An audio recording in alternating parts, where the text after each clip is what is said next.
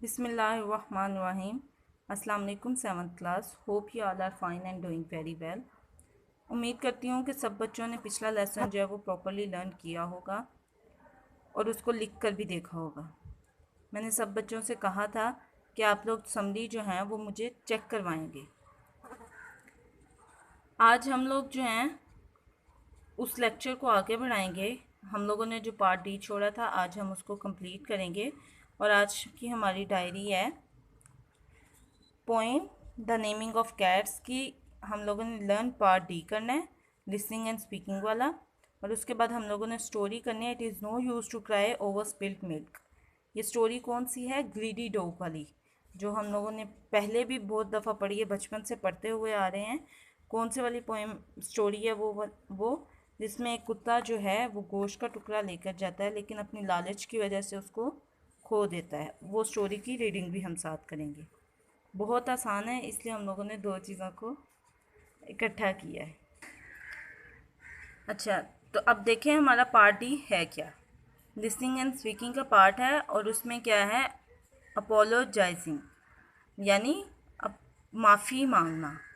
अब हमने इसमें क्या पढ़ना है? हम लोगों ने पढ़ना है हमारे माफ़ी मांगने के तरीके कौन कौन से होते हैं और आगे जो है वो सामने वाला पर्सन उस माफ़ी मांगने पे कैसे रिएक्ट करता है। We apologise when we have done something wrong, जब हम लोगों ने कुछ गलत किया होता है तब हम माफ़ी मांगते हैं। We apologise when we cause somebody any trouble, जब हम किसी को कोई तकलीफ़ पहुंचाते हैं। वी से हाउ सॉरी वी आर, हम उनसे ऐसे माफ़ी मांगते हैं, हम उनको बताते हैं कि हम आपसे माफ़ी मांगते हैं। We hear of someone's misfortune, कि हमने किसी के बारे में, किसी पे मुसीबत के बारे में सुना। अब आप लोग देखेंगे कि पहला, इसमें यहाँ पे दो कॉलम्स हैं। पहला कॉलम है how are some ways of apologising, कैसे माफ़ी मांगी जाती है, और दूसरा कॉलम है एक्नॉलेजिंग एन अपोलॉजी, कि एक माफ़ी को हम लोग कैसे देंगे, किस तरीके से हम आगे एक्नॉलेज करेंगे और उस पर्सन को माफ़ करेंगे। पहले हम देखेंगे वेज ऑफ अपोलोजाइजिंग क्या है। I am sorry for, I am sorry but I did not. ये जो डॉट्स आगे लिखे हैं ये है रीज़न के लिए छोड़े हुए, कि आपसे जिस भी वजह से आप लोग सॉरी करें, जो गलती हुई है उसकी जो रीज़न है वो हम लोग यहाँ लिखते हैं। फॉर एग्जांपल मैं लिखूँगी मिसबिहेव, अगर मैंने किसी से किया तो मैं लिखूँगी I am sorry for misbehaving with you. Next है I am so sorry, simple, आप बगैर किसी रीज़न के बस अपोलॉजी करें। आई अपोलोजाइज फॉर, फिर आगे रीज़न लिखेंगे, please forgive me for, please accept my apologies for, I do beg your pardon. Pardon का मतलब भी होता है माफ़ी मांगना, ठीक है। I do beg your pardon, मैं आपसे माफ़ी मांगता हूँ। आई, जो भी आगे आपका। नेक्स्ट है एक्सक्यूज़ मी। एक्सक्यूज़ मी हम लोग तब कहते हैं, माज़रती अंदाज हमारा तब होता है जब हम किसी से, अक्सर अगर हमने कहीं गुजरना है, रश है तो हमें रास्ता चाहिए, या फिर हम लोगों ने किसी को मुखातिब करना होता है तो अक्सर हम लोग एक्सक्यूज़ मी वाला अपोलॉजी मेथड यूज़ करते हैं। पहले ही हम लोग किसी को तकलीफ़ पहुंचाने से पहले ही इस तरह से रिक्वेस्ट करते हैं कि दूसरे को तकलीफ़ ना हो। नेक्स्ट हमारा जो है वो एक्नॉलेजिंग एन अपोलॉजी है।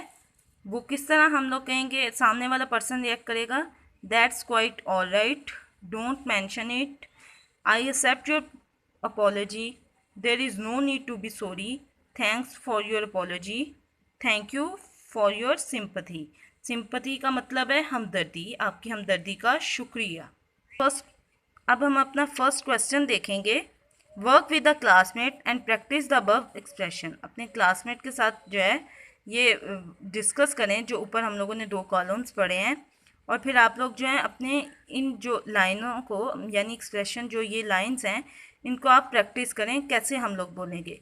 रीजंस आप लोग मुख्तलिफ खुद से डिसाइड करेंगे, ठीक है। जैसे मैंने आपको एग्जांपल दी थी, I am sorry for misbehaving, या फिर मैं कह सकती हूँ I am sorry for coming late.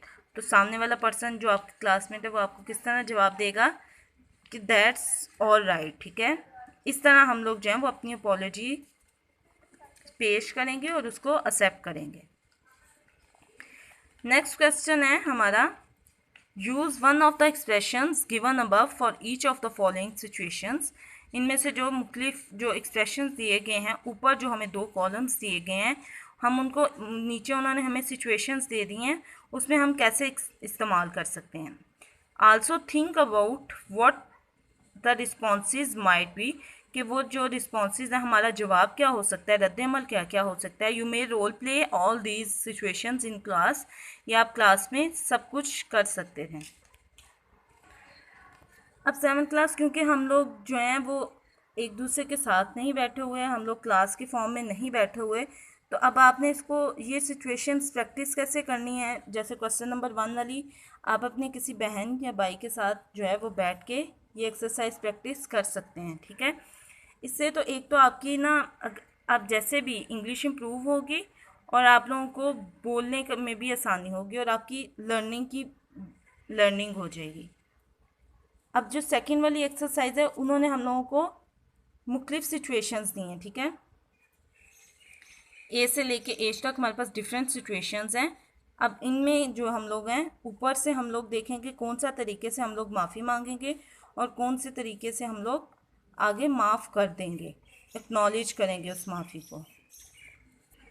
अच्छा बच्चों, अब हम फर्स्ट सिचुएशन पढ़ेंगे। फर्स्ट सिचुएशन क्या है, you drop your mother's cup on the floor and it breaks.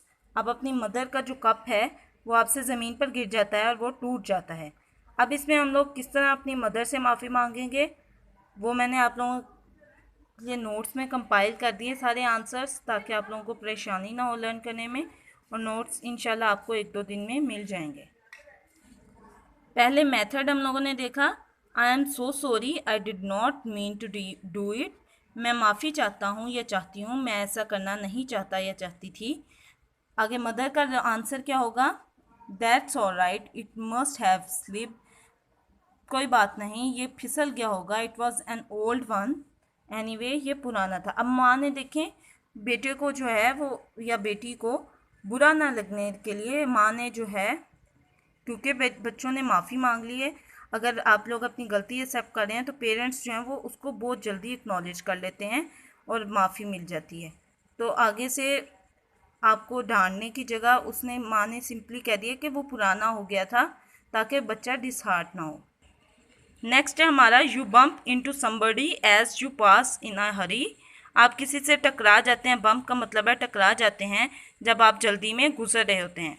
इसका आंसर होगा, I am sorry, I beg your pardon, माफ़ी चाहता हूँ, मुझे आपकी माफ़ी की ज़रूरत है। डू एक्सक्यूज़ मी, मुझे माफ़ कर दें। आप इसमें से अगर कोई 2 भी यूज़ करना चाहते हैं एक्सक्यूज़, वो भी कर सकते हैं। आगे से सामने वाले पर्सन का क्या होगा, that's all right, no harm done, कोई मसला नहीं, मुझे कोई नुकसान नहीं पहुंचा। अब आप देखें बच्चों, आजकल की सिचुएशंस में ना, आजकल के हालात में, जो आज का दौर चल रहा है, उसमें जो है ना ऐसे बिहेवियर की बहुत ज़्यादा ज़रूरत है, जिसमें आप सामने वाले पर्सन अगर आपसे कोई सॉरी कह रहे हैं तो आप उसको कम से कम एक्नॉलेज कर लें। हम लोग इतने जो हैं जज्बाती हो गए हैं आजकल, कि अगर हम लोगों को से कोई गलती हो गई है, या किसी सामने वाले पर्सन से कोई गलती हो गई है और वो हमसे एक्सक्यूज़ भी कर रहा है, तो हम लोग जो हैं वो बर्दाश्त नहीं करते, हम लोग उसकी एक्नॉलेज ही नहीं करते। उसकी सॉरी अगर वो कर भी रहा है तो हम लोग आगे से लड़ने के लिए तैयार हो जाते हैं। अब रैंडमली चलते चलते अगर कोई अननोन पर्सन भी आपसे टकरा गया है, तो आप क्या करेंगे, अच्छी बात क्या है, अगर वो अक्सर मोस्टली लोग तो अगर कोई टकरा जाते हैं तो सॉरी बोल देते हैं, तो आप भी क्या करें, उसको एक्नॉलेज करें सॉरी को, और मूव ऑन करें। इसी तरह क्लास में भी आप लोग अपने जो आपस में अगर कोई आपकी जो है ओपिनियंस मैच नहीं हो रहे, तो आप लोग क्या करेंगे कि आप लोग एक दूसरे से लड़ने की बजाय उस चीज़ को सॉर्ट आउट करने की कोशिश किया करें। ये जो चीज़ें हम लोग पढ़ रहे हैं ना, अपॉलॉजी का हम लोग, ये आप लोग अपनी लाइफ में रियल में भी अप्लाई करें। छोटी सी छोटी चीज़ भी, आपसे कोई गलती हो जाती है, या गलती से भी आप किसी को कुछ हार्म कर रहे हो, तो आप फ़ौरन से सॉरी करना सीखें, ठीक है। इससे जो है सामने वाला पर्सन जो है वो आपसे दूर नहीं होता, वरना हम लोग अगर अग्रेसिव हो जाएंगे, किसी से लड़ लेंगे, तो क्या फ़ायदा उसका, हमारी ही पर्सनैलिटी डैमेज होती है। थर्ड हम क्वेश्चन देखेंगे अब, you hear that a friend has lost her pet dog. आपको पता लगता है कि एक दोस्त जो है उसका जो है वो पालतू कुत्ता खो गया है। तो अब उसको हम लोग कैसे उसको हम लोग करेंगे, उसके साथ हमदर्दी का इजहार, सिंपथी का इजहार करना है अब हम लोगों ने। आई am sorry for your loss, मुझे आपके नुकसान का बहुत दुख है। और आगे से फ्रेंड जो है वो भी खुश हो जाएगा और वो कि कम अज़ कम मेरे दोस्त को मेरी परेशानी, मेरे दुख का ख्याल है। Thank you for your sympathy, आपकी हमदर्दी का बहुत बहुत शुक्रिया। नेक्स्ट हम लोग देखेंगे question, you sneeze loudly and do not get your handkerchief out in time. आपको बहुत ऊंची छींक आती है लेकिन आप जो हैं वो टाइम पे अपना रुमाल नहीं निकाल पाते।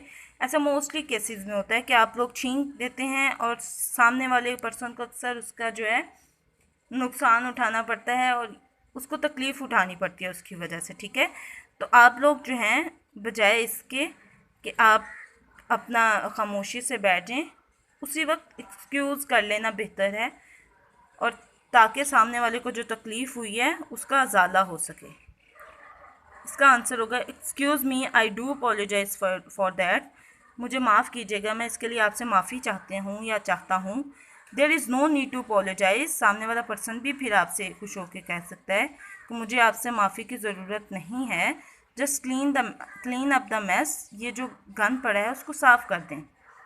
This last remark might get a Frosty look in return.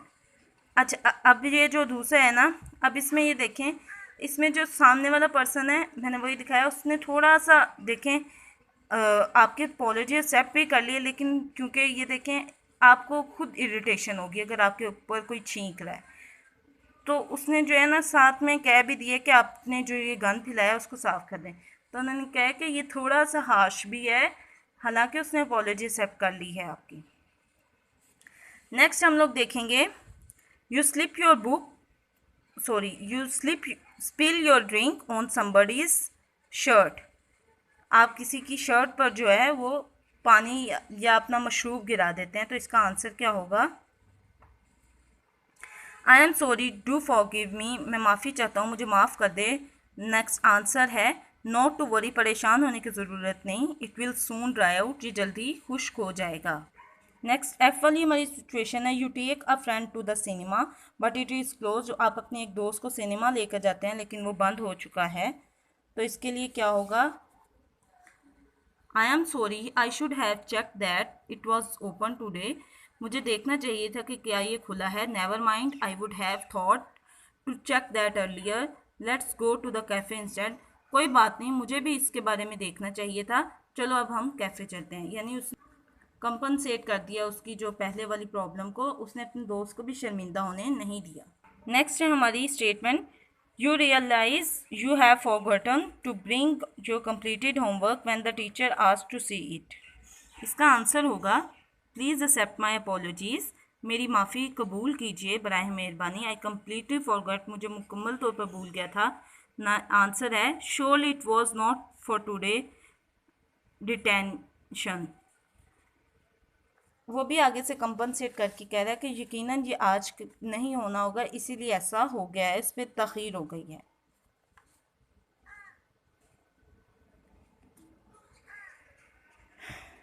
Teacher ने भी आगे से उसकी अपॉलॉजी एक्सेप्ट कर ली है। You have just return the last biscuit which your friend wanted, आपने अभी अभी वो आखिरी बिस्किट खा लिया है जो आपका दोस्त खाना चाहता था, तो अब उससे सॉरी कैसे करेंगे? प्लीज़ एक्सेप्ट माई अपॉलॉजीज़, मेरी माफ़ी कबूल कीजिए, सॉरी। नेक्स्ट आंसर था डू फॉरगिव मी, मुझे माफ़ कीजिएगा। I did not realise it was the last one, मुझे पता ही नहीं लगा कि ये आखिरी था। नॉट टू वरी, परेशानी की कोई ज़रूरत नहीं है। वॉज नॉट हंग्री एनीवे, मुझे भूख नहीं लगी थी। स्काउलिंग, गले से आवाज़ आना जो है। नेक्स्ट है हमारी statement, you enter a room without knocking and disturb somebody inside, आप दरवाज़ा नॉक करते हैं और अंदर किसी को परेशान कर देते हैं। एक्सक्यूज़ मी, माज़रत के साथ, I did not know there was anyone here, मुझे नहीं पता था कि अंदर कोई है। दैट्स ओके, कोई बात नहीं। नॉक नेक्स्ट टाइम, अगली बार दरवाज़ा खटखटा कर आइएगा, नॉक करके आइएगा। लास्ट स्टेटमेंट है हमारी, you make mistake a person for someone else, आप जो है गलती से किसी और को जैसे हम लोगों के साथ अक्सर होता है कि हम लोग देखते हैं, हमें लगता है सामने वाले पर्सन को हम जानते हैं और हम किसी और के धोखे में उसको बुला लेते हैं, यही वो गलती के बारे में बात हो रही है। I do beg your pardon, मुझे आपकी माफ़ी की ज़रूरत है। I thought you were x, यहाँ एक्स से मुराद है कोई भी नाम ले सकते हैं आपके मुताबिक, आप अपनी मर्ज़ी से कोई भी नाम चूज़ करके यहाँ पे लिख सकते हैं। मुझे लगा आप वो वाले पर्सन हैं। दैट्स क्वाइट ऑल राइट, कोई बात नहीं। There is no need to apologise, माफ़ी मांगने की कोई ज़रूरत नहीं है। इस तरह की माफ़ी मांगना ज़्यादा बेहतर है कि आगे से आप अग्रेसिव हो जाएं उससे, ठीक है। उम्मीद करती हूँ सब बच्चों को ये लेसन समझ में आ गया होगा। इसमें लर्न करने वाली बहुत ज़्यादा चीज़ें नहीं हैं, सेम लाइन्स सेम बार बार रिपीट हुई हैं, और ये आपका लिसनिंग एंड स्पीकिंग वाला पोर्शन है, तो इसको प्रॉपरली लर्न कीजिएगा। अब आगे हम लोग स्टोरी की रीडिंग करेंगे। हमारी बहुत शॉर्ट सी स्टोरी है, बहुत आसान सी है, तो उम्मीद करती हूँ आप लोगों को ज़्यादा मुश्किल नहीं होगी, आप इसको अपने इंग्लिश बी के रजिस्टर पर नीट भी करेंगे। It is no use to cry over spilled milk, अब पछताए क्या हो जब चिड़ियाँ चुग गई खेत, यानी कि जब कोई काम पूरा हो गया है तो अब जब वो चीज़ हो गई है तो उस पर पछताने से बेहतर है आप अगली दफ़ा में वो गलती रिपीट ना करें, उससे कुछ सीखें। Once there was a dog, एक दफ़ा का जिक्र है, एक कुत्ता था। He wandered from door to door, वो दरवाजे से दरवाजे तक यानी इधर उधर फिर रहा था। वॉन्डर्ड का मतलब है आवारा फिरना बगैर किसी मकसद के। One day he stole a piece of meat from a butcher's shop, एक दफ़ा वो एक कसाई की दुकान से, कसाब की दुकान से एक गोश्त का टुकड़ा जो है वो चुराता है। He ran away with it, वो इसके साथ भाग जाता है। He ran to that out of the town, वो कस्बे से बाहर की तरफ भागता है। There was a stream close by, उसके नज़दीक ही एक नदी थी। It was a good place for him to enjoy the piece of meat, ये उसके लिए बेहतरीन जगह थी जहाँ पे वो गोश्त का टुकड़ा जो है उससे लुत्फ़अंदोज़ हो सकता था। Man he was passing over the plank, जब वो उस तख्ते से गुजर रहा था यानी जो पुल बना हुआ था उससे गुजर रहा था। He saw his reflection in water, उसने अपना अक्स पानी में देखा। ही थॉट, उसने सोचा।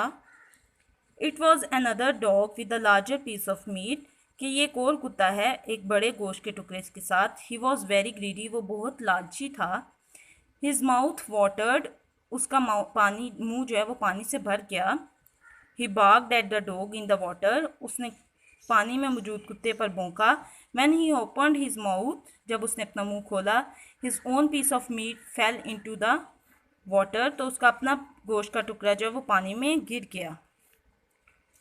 ही वॉज वेरी सैड, वो बहुत परेशान उदास हो गया। He repented over his folly, repent का मतलब है शर्मिंदा होना, अफसोस करना। हिज फुली, अपनी बेवकूफ़ी, वो अपनी बेवकूफ़ी पर बहुत पछताया। But it was too late, लेकिन अब बहुत देर हो चुकी थी। मॉरल क्या है? ग्रीड इज कर्स, लालच बुरी बला है। It is no use to cry over spilled milk, अब पछताए क्या हो जब चिड़ियाँ चुग गई खेत। आप इसको अंडरलाइन करेंगे, मैं इसको अंडरलाइन नहीं किया हुआ, मिस्टेकनली छूट गया, तो आप लोग लाजमी इसको अंडरलाइन करेंगे। उम्मीद करती हूँ कि 7th क्लास सबको जो है लेसन की प्रॉपरली समझ आ गई होगी, आपको दिखाई भी ठीक देता होगा। अगर कोई फिर भी आप लोगों को मसला रह जाता है तो फिर मैं एक दफ़ा आपसे कहूँगी कि आप लोग स्कूल आ सकते हैं 6 से 10 बजे तक, किसी भी वक्त आएँ आप, आके अपना वो मसला हल करवा सकते हैं। दोबारा पढ़ना चाहें पढ़ सकते हैं, ऐसा कोई मसला नहीं है कि हम आप लोगों को नहीं पढ़ाएंगे। सब लोग अपना लेसन प्रॉपरली लर्न करेंगे। अल्लाह हाफिज़ 7th क्लास।